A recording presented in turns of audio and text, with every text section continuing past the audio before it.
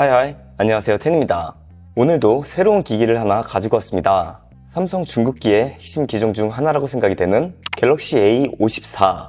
이 갤럭시 A54가 국내에서는 SKT 전용인 갤럭시 퀀텀 4로 출시를 했습니다. 때문에 다른 통신사나 자급제로는 사용이 불가능하지만 SKT를 이용하거나 SKT로 이동을 하시는 분들은 갤럭시 퀀텀 4라는 매우 괜찮은 선택지가 생기는 거죠. 제가 3년 연속 이 퀀텀 시리즈를 리뷰하고 있는데요. 이건 매번 좋은 평으로 꽤 매니아층이 있는 그런 제품이었죠. 미리 말을 해보자면 이번 시리즈 역시 전체적으로 괜찮은 제품같이 느껴졌죠.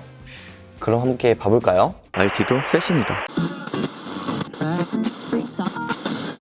먼저 디자인입니다. 갤럭시 S23을 연상케 하는 디자인으로 얼핏 보면 갤럭시 S23 같죠? 제가 이전에 리뷰한 다른 제품들도 후면은 비슷한 디자인이었지만 퀀텀4는 전면까지 펀치홀 디자인으로 갤럭시 S23과 거의 흡사합니다. 전 이번 S23의 디자인을 좋아한 만큼 이번 갤럭시 퀀텀4 역시 깔끔하고 예쁜 디자인이라고 생각이 들었죠.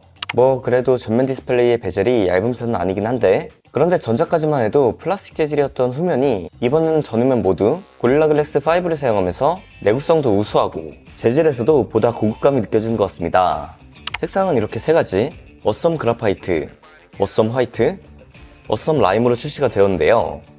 저는 요즘 이런 라임 색상이 왜 이렇게 예뻐 보이는지 나이가 들어서 그런가? 저는 이게 가장 마음에 드네요. 그리고 블랙 화이트야 항상 클래식이니까 이것들 또한 예쁜 것 같습니다. 그리고 무게는 202g으로 요즘 스마트폰 치고 무난한 편이죠. 저는 전체적으로 삼성의 스마트폰 디자인이 지금이 가장 예쁜 시기 중 하나가 아닌가 생각이 드는 게, 전에는 이런저런 호불호가 많았지만 요즘 디자인은 이렇게 호불호가 적잖아요. 깔끔하기도 하고요. 그래서인지 다음에는 어떤 식으로 출시를 할까 궁금해지기도 하네요.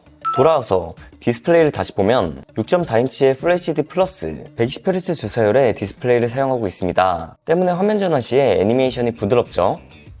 그리고 화면 밝기는 1000니트로 꽤 밝은 편이고요. 그래서 사용을 할 때는 영상을 볼 때 밝은 곳에서도 꽤 좋은 품질의 영상을 볼 수 있었습니다. 추가로 디스플레이에 광학식 디스플레이 언더 지문인식 장치가 내장되어 있죠. 디스플레이에서는 상위 기종과의 큰 차이는 없는데, 앞서 말했듯 베젤 두께가 가장 큰 상위 플래그십과의 차이점이라고 볼 수 있을 것 같고요.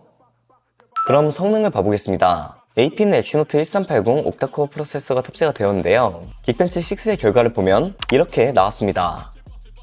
이번 제품이 엑시노트라는 점에서 아쉽게 생각하시는 분들도 계실 텐데, 저의 사용도에서야 큰 불편함이 없는 사용 괜찮은 수준이라고 생각이 드는데, 하지만 이 역시 고성능의 게임에 활용을 하는 것보다는 조금은 일반적인 활용을 하는데 더 어울리는 폰인 것 같네요. 그리고 저장 공간은 128기가를 지원하며 램은 6기가입니다. 추가로 저장 공간이 부족하면 마이크로 SD카드 역시 지원을 해주죠.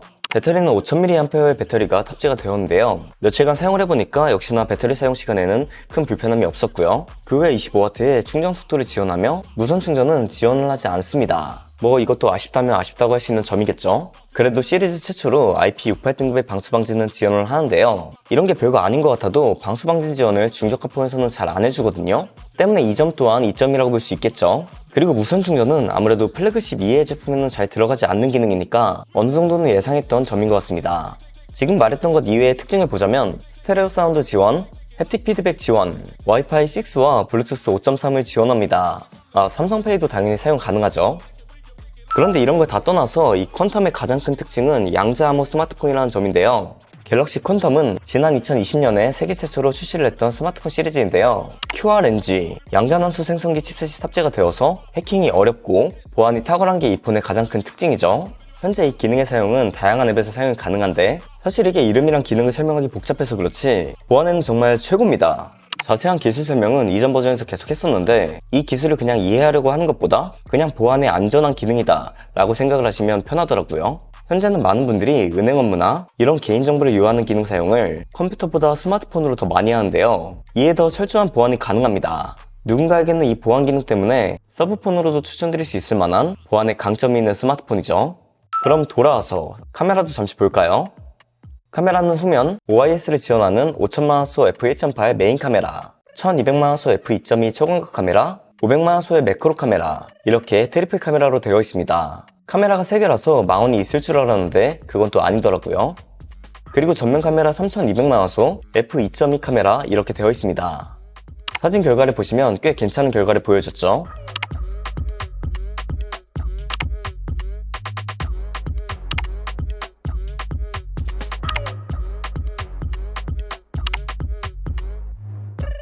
그리고 제가 매번 말씀을 드리지만 이걸 은근 아직 모르는 분들이 계신데요. 카메라의 화소 설정을 위에서 따로 해주셔야 합니다. 때문에 5000만 화소 사용이나 전면 3200만 화소를 사용하시려면 위에서 따로 설정을 해주셔야죠.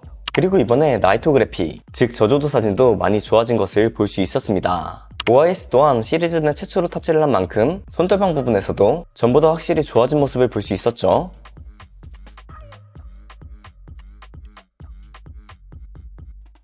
이상 마무리를 하며 정리를 해보자면 갤럭시 퀀텀 4는 개인적으로 디스플레이가 가장 마음에 들었고 꽤 쓸만한 메인 카메라와 배터리 사용 시간, 그리고 IP68 등급의 방수 방진이 된다. AP는 저의 경우 무리 없이 사용이 가능하지만 누군가는 아쉬워할 수 있을 것 같으며 무선 충전은 되지 않는다. 이 정도가 가장 기억에 남는 것 같습니다.